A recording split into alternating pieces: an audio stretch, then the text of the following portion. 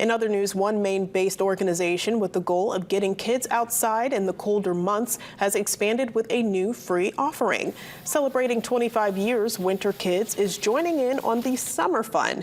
This summer, they debuted the 25 Days of Movement Challenge in partnership with Maine Outdoor Brands and Maine Office of Outdoor Recreation. The family-friendly program includes a list of activities that don't require much setup or even having to leave your yard, like burying a time capsule, treasure hunting, and spending a night camping.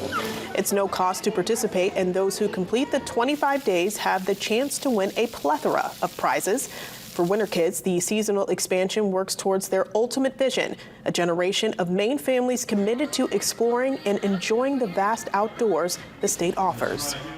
You know, Maine is a very outdoor state, but there are a lot of people who don't have the access or the ability to access that. And we're just really proud that we can provide tools and resources and inspiration that will continue building that momentum for families.